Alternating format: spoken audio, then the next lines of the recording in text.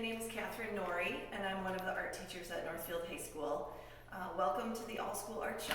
It is our annual celebration of kindergarten through 12th grade artwork in our whole community. And it is my privilege every year to hang this with my 13 colleagues who work so well with so many talented and creative young people.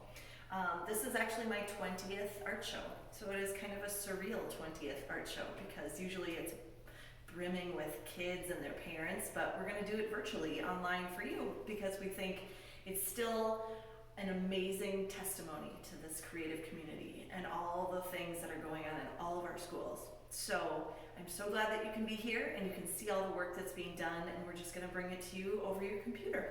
So enjoy. So I'm going to start talking about the work that I have on the wall. I teach the drawing and painting and printmaking classes at the high school. So I have kind of a collection of a lot of different things that have been happening since September. So, the whole school year up until we set up last week. What I love about this wall is the diversity.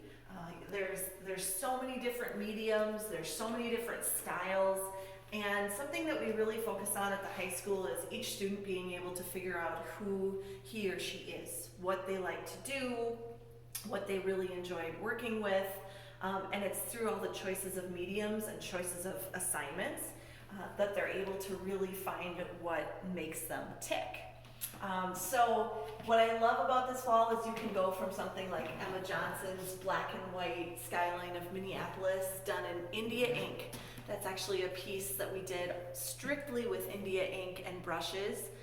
Something that's just really subtle in its black and white and gray tones, but also really eye-catching. As you look at it from a distance, you can pick up all those tiny little pieces of information.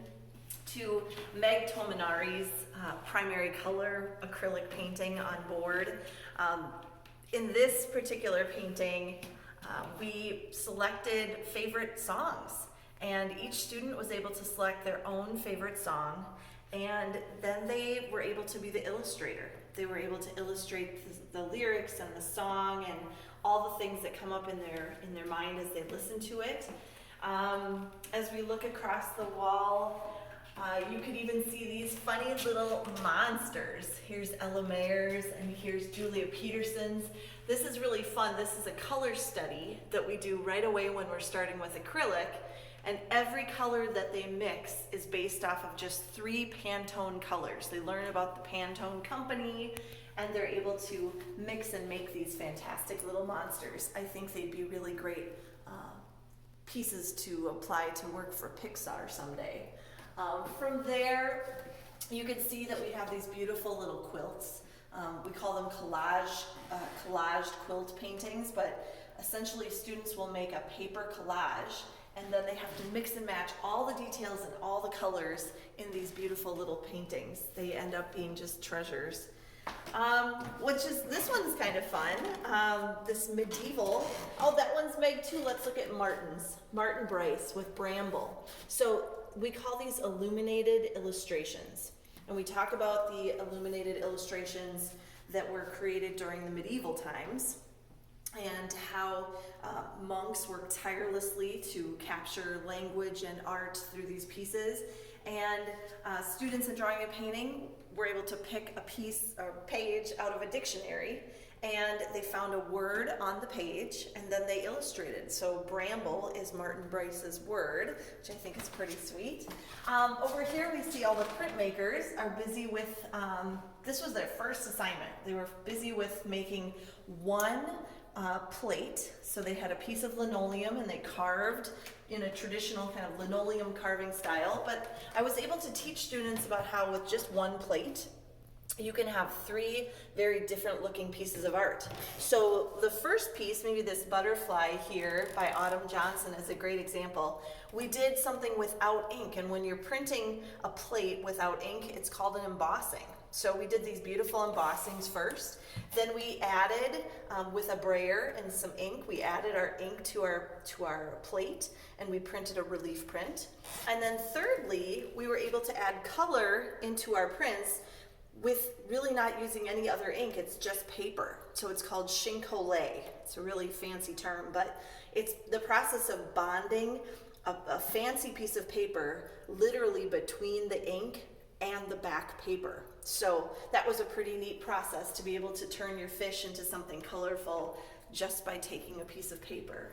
And here, these are our identity masks over here.